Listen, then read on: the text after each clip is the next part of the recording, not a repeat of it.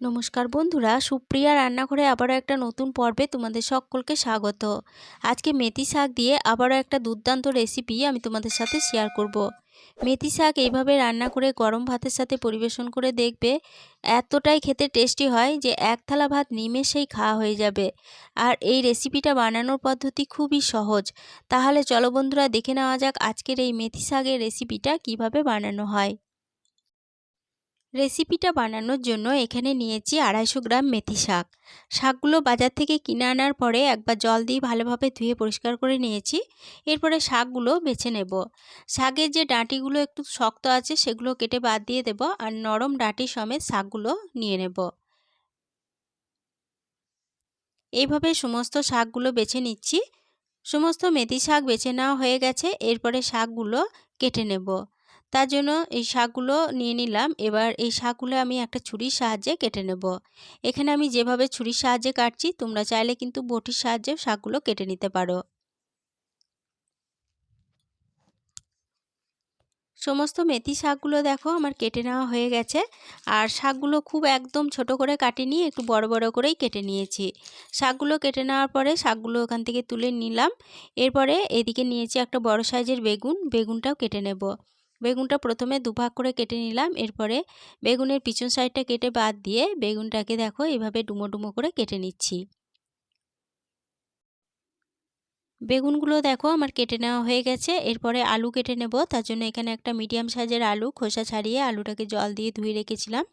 এরপরে আলুটা কেটে নিচ্ছি। প্রথমে দুভাগ করে কেটে নিয়ে তারপরে আবারও মাঝ বরাবর কেটে নিলাম। এরপরে এইভাবে ছোট ছোট করে ডুমো ডুমো করে আলুগুলো কেটে নিচ্ছি। আলুটা কেটে নেওয়া হয়ে গেছে। এরপরে আলুগুলো তুলে নিলাম। আলু ও বেগুন তুলে নেওয়ার পরে আলু বেগুনগুলো জল দিয়ে ভালোভাবে ধুয়ে নিলাম। এরপরে আলু ও বেগুন একটা সাইডে সরিয়ে রেখে দিচ্ছি। এদিকে গ্যাসের ওভেনে একটা কড়াই বসিয়ে গ্যাসটা অন করে কড়াইয়ের মধ্যে দিয়ে দিচ্ছি 2 চামচ সরষের তেল।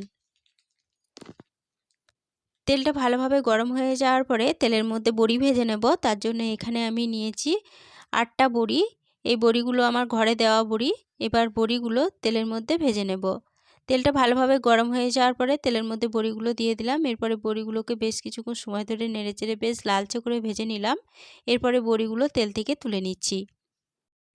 সমস্ত বড়িগুলো তুলে নেওয়ার পরে ওই বড়ি ভাজার তেলেই দিয়ে দিচ্ছি আবারও 2 চামচ সরষের তেল। এবার তেলটা গরম হয়ে যাওয়ার পরে তেলে ফোড়নের জন্য দিয়ে দিচ্ছি 2টো শুকনো লঙ্কাকে ফাটিয়ে, আর দিয়ে দিচ্ছি হাফ চা চামচ 5 ফোড়ন। এবার এই ফোড়নগুলো ভালোভাবে ভেজে নেব। ফোড়নগুলো ভালোভাবে ভেজে নেওয়ার পর ফোড়ন থেকে যখন একটা সুন্দর গন্ধ বেরোতে শুরু করে দিয়েছে, তখন তেলের মধ্যে দিয়ে দিচ্ছি কেটে রাখা আলুগুলো। সমস্ত কেটে রাখা আলুগুলো দিয়ে দিলাম। এরপরে মিডিয়াম ফ্লেমে আলুগুলোকে একটু নেড়েচেড়ে ভেজে নেব। মিডিয়াম ফ্লেমে আলুগুলোকে মিনিট 2 নেড়েচেড়ে ভেজে নিলাম। আলুগুলো দেখো একটু লালচে করে ভাজা হয়ে গেছে। এরপরে এর মধ্যে দিয়ে দেব কেটে রাখা বেগুনগুলো।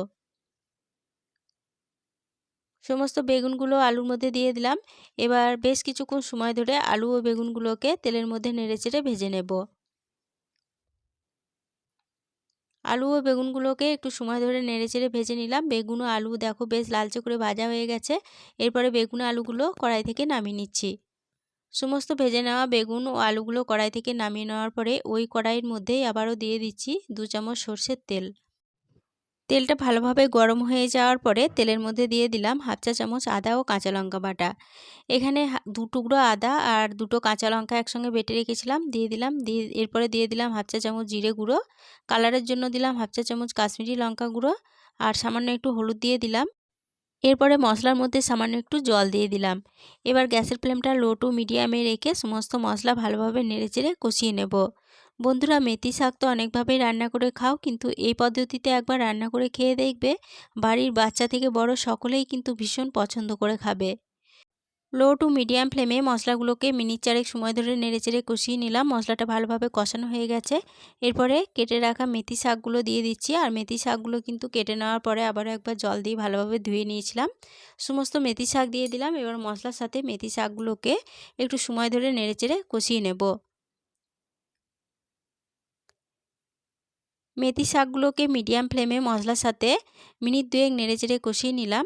এরপরে এই মেথি শাকের মধ্যেই দিয়ে দেব ভেজে তুলে রাখা বেগুন আলুগুলো। সমস্ত বেগুন ও আলুগুলো মেথি শাকের মধ্যে দিয়ে দিলাম। এরপরে এই সমস্ত উপকরণ আবারও একবার ভালোভাবে নেড়েচেড়ে কষিয়ে নিচ্ছি। সমস্ত উপকরণ আবারও 1 মিনিট মতো নেড়েচেড়ে কষিয়ে নিলাম। এরপরে এর মধ্যে দিয়ে দেব জল।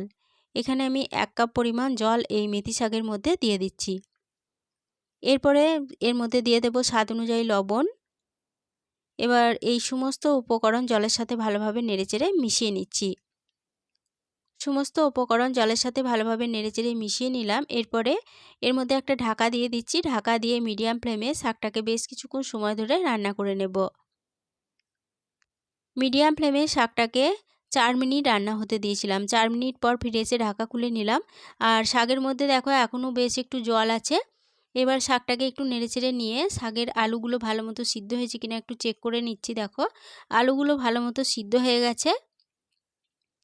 এবার এই শাকটা কড়াই থেকে নামিয়ে নেব। দেখো জল সমেত শাকটা কড়াই থেকে নামিয়ে নিলাম। এরপরে ওই কড়াইটায় আবার ভালোভাবে ধুয়ে নিয়ে গ্যাসের ওভেনে বসিয়ে গ্যাসটা অন করে কড়াইয়ের মধ্যে দিয়ে দিলাম 1 চামচ সর্ষের তেল। এবার এখানে নিয়েছি 5 কোয়া রসুন। রসুনটাকে আমি থেতো করে নিয়েছি। এবার এই রসুন তেলের মধ্যে দিয়ে দিলাম।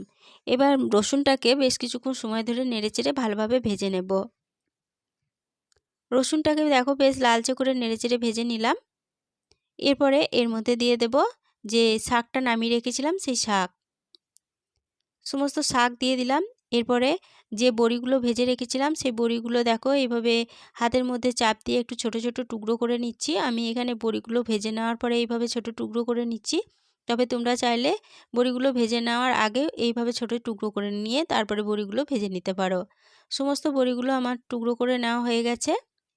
এরপরে এই বড়িগুলো শাকের মধ্যে দিয়ে দেব।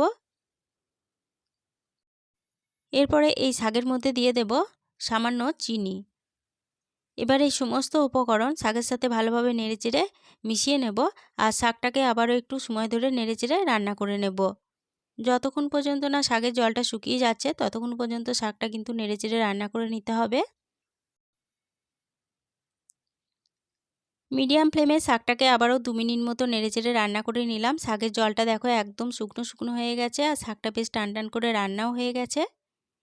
এরপরে গ্যাসের ফ্লেমটা বন্ধ করে দিচ্ছি। বন্ধ করে দিয়ে মেথি শাক কড়াই থেকে নামিয়ে নিচ্ছি। মেথি শাকটা কড়াই থেকে নামিয়ে নিলাম। আশা করি দেখেই বুঝতে পারছো শাকটা কতটা লোভনীয় হয়েছে দেখতে। আর খেতেও কিন্তু দারুণ টেস্টি হয়েছিল।